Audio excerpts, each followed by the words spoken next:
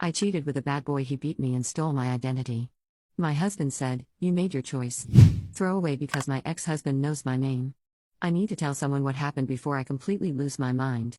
I cheated on my husband with a guy I met at a bar who had neck tattoos and a criminal record. He ended up breaking my ribs and opening 17 credit cards in my name, and when I begged my husband to take me back, he just said I'd made my choice.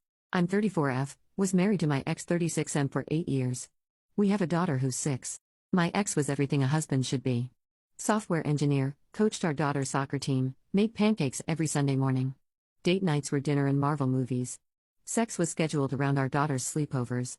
I loved him, but I was suffocating in suburban predictability. I wanted to feel something intense again. I met Cody at a dive bar during what was supposed to be book club. My friends had canceled, but I went out anyway, told my husband they were running late. Cody was playing pool, leather jacket, motorcycle helmet on the bar, this dangerous energy that made everyone else look like cardboard cutouts. When he asked to buy me a drink, I should have said no. Instead, I said my husband was out of town. He was 28, worked construction when he felt like it, had done 2 years for assault that he swore was self-defense. Showed me the scar on his abdomen from a bar fight, laughed about it like violence was a funny story. Everything about him screamed danger, and after 8 years of safety, danger felt like oxygen. The affair started that night. His apartment above a tattoo parlor, mattress on the floor, empty beer bottles everywhere. The sex was rough, urgent, nothing like the gentle consideration I was used to. He left bruises on my thighs that I had to hide for weeks. I told my husband I'd started CrossFit to explain the marks. For 3 months, I became someone else. Told my husband I was working late, visiting my sick mother, helping friends with crises that didn't exist. I'd meet Cody at bars, cheap motels, his apartment that always smelled like weed and motor oil. He introduced me to his friends, all felons or addicts or both. I felt wild, alive, like I was finally living instead of just existing. Cody started getting possessive around month 2. Didn't like that I went home to my husband. Started showing up places he shouldn't know about. My gym parking lot. My daughter's school pickup line, though he stayed in his truck. Said he just wanted to see me, but his eyes were dark when he said it. The first time he hit me was after I missed his call during dinner with my family. Just a slap, he said, to get my attention. I should have ended it then, but he apologized, cried, said his ex had cheated and it made him crazy. That I was different. That he loved me. I believed him because I needed the drama to continue. I asked my husband for a separation 2 weeks later. Told him I needed space to find myself. He was blindsided, begged me to try counseling, asked if there was someone else. I lied to his face, said I just needed time. He moved to his brother's house, agreed to keep things stable for our daughter. Still brought her to school, still did Sunday pancakes at his new place. The good father, even while I was destroying our family. I gave Cody my social security number because he said he needed it to add me to his lease. Gave him my mother's maiden name, my first pet's name, all those security questions you never think about. He was going to get us a better place, he said. Start fresh. Build something real. The beating happened because I wouldn't give him money. He'd been asking for weeks. Rent, bills, his truck payment. I'd already given him $3,000 from my personal account, but he wanted more. Wanted me to take from the joint savings. When I said no, he grabbed me by the throat, threw me into the wall. Broke 2 ribs, blackened both eyes, split my lip. Then he held me while I cried and said this was what I did to him, made him crazy, that if I just listened, he wouldn't have to teach me lessons. I drove myself to the hospital, told them I fell downstairs. They didn't believe me but couldn't prove otherwise. While I was getting x-rays, Cody was online opening credit cards. 17 in total. Maxed them all in 2 days. Electronics, jewelry, things he could sell quickly. Also cleaned out my checking account, the $3,000 I had left. Changed my passwords, locked me out of my own email. I went to the police. They took photos of my bruises, filed a report. But Cody had disappeared. His apartment was empty, phone disconnected. His friends said they hadn't seen him. The identity theft case would take months to resolve.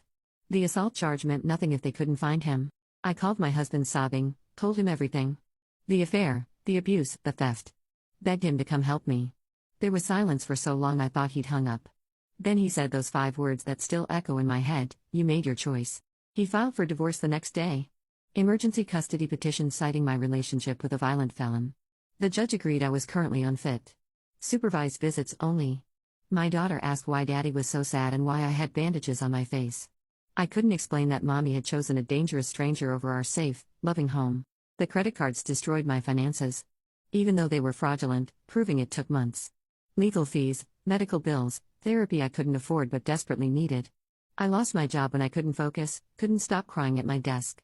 Moved in with my mother, who looks at me with such disappointment I can barely meet her eyes. Cody surfaced on Instagram 6 months later. Different state, new girlfriend, her face bright and trusting in their selfies. I wanted to warn her but knew she wouldn't listen. Women who date men like Cody never listen to warnings. I should know. My ex got engaged last week to our daughter's teacher. She's sweet, stable, everything I wasn't. Our daughter loves her, calls her Miss Amy, says she makes better pancakes than mommy ever did.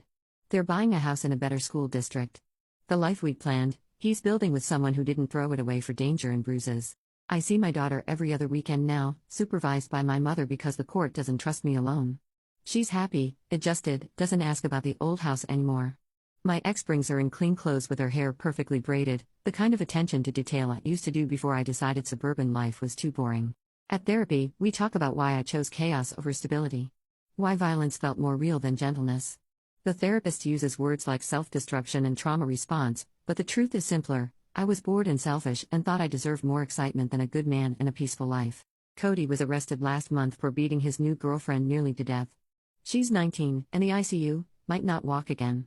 The detective called to ask if I'd testify about my experience. I said yes, but it won't undo anything.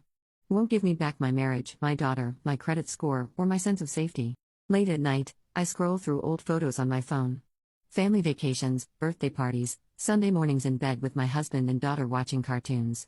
I had everything. A man who loved me, a beautiful child, a safe home. I traded it all for 3 months with someone who sent me to the hospital because I wouldn't give him access to my savings. My husband was right. I made my choice. I chose violence over peace, chaos over stability, a criminal over a good man. Now he has the family we built with someone who appreciates it, and I have supervised visits, and a restraining order against a man I'll probably never see again. The truth is simple and unforgivable. I destroyed a loving marriage because I was bored, and now I jump at shadows and check my credit report obsessively while my ex-husband tucks our daughter into bed in a house I'll never enter again.